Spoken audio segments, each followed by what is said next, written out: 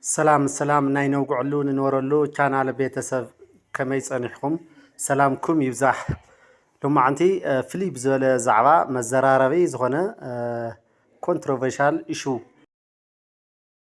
زغنا زعبا يحزلكم مسئ زلخو اسكع مጨረሻ حاوركم مساي صنحو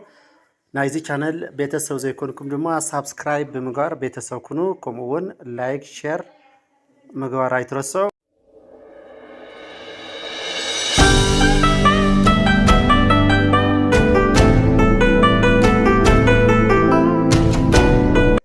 صبو كورات خطاتلتي ناي لما انت زعبانا بزعبا ايغو ወይ ድማ ኣነ ዝብል ቪድዮ እዩ ክኸውን ስለዚ ኣብዚ ቪድዮ እዚ ኢጎ ጠቃሚ ዶስ ጎዳይ ዝብል ዋና መዘራረቢ ዛዕባ እዩ ስለዚ ቅድሚ ኢጎ ጠቃሚ እዩ ወይ ጎዳይ ኢልና ቅድሚ ምድምዳምና ኢጎ ብኸመይ ይግለጽ ትርጉም ኢጎ እንታይ እዩ ኣነ ዝብል ወይ ድማ ኢጎ ብኸመይ ኢና ዝግለጽ ኣብ ማሕበረሰብና ዘለዎ ኣገላልጻ ትርጉም እንታይ ይመስል ዝብል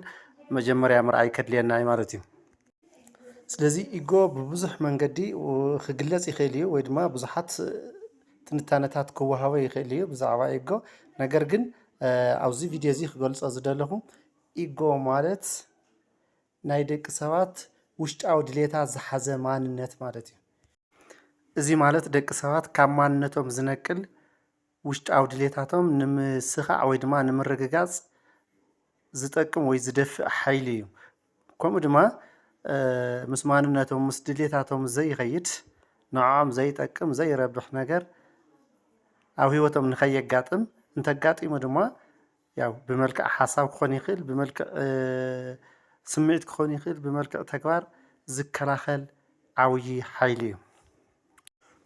ብኻሊእ ኣገላልጻ ንስኻ እዚ ድሌትካ ንስኻ እዚ ኢኻ ትፈቱ ብኸምዚ ክድ ዝብል ከምኡ ድማ ካብቲ ናቱ ድሌት ወፃኢ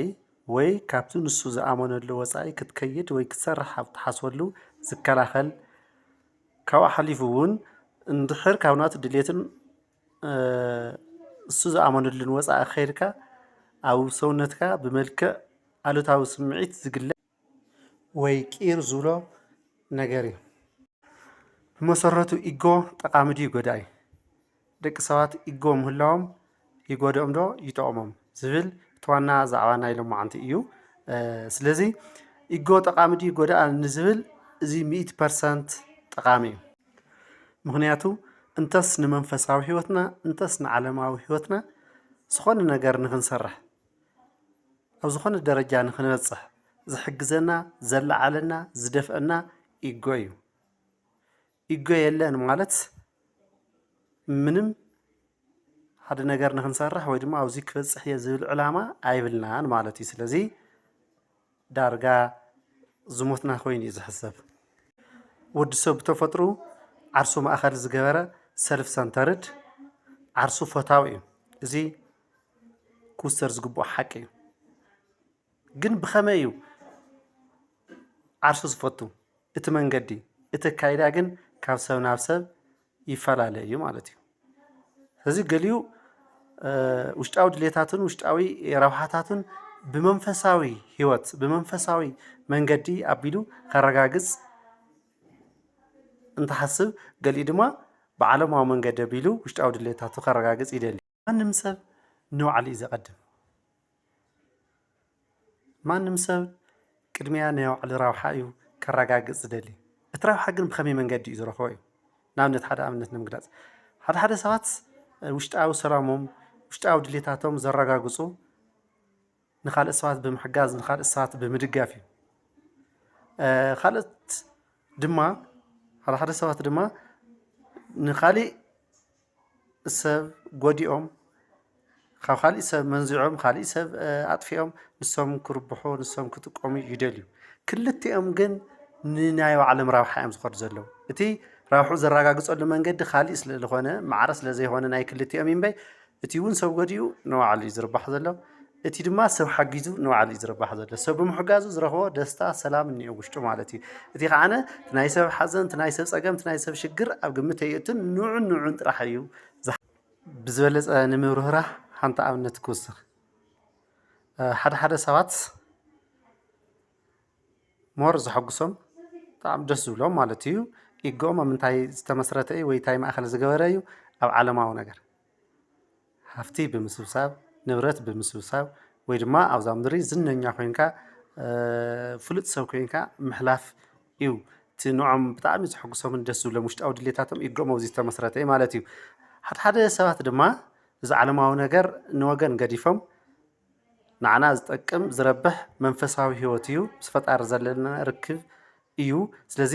መንፈሳዊ ህይወትና ክነጠንክር ኣለና ምስ ፈጣሪ ዘለና ርክብ ከፍ ክነብሎ ኣለና ኢሎም ኣብዚ ብዙሕ ይሰርሑ ብዙሕ ከም ጸሎት ሜዲቴሽን ዝበሉ ነገራት የካይዱ ማለት እዩ ስለዚ ከምኡ ዝገብሩ ዘለዉ ንምንታይ እዩ ኣብ ላዕላይ ሰማይ ጽድቂ ክንረክብ ኢና ናብ ገነት ክንኣቱ ኢና ካብ ዝብል ድሌት እዩ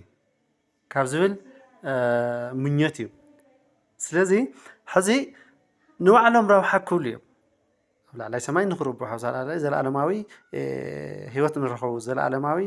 ጽድቂ ንኽረኽቡ ዘለኣለማዊ ገነት ንረኽቡ ካብ ዝብል ዕላማ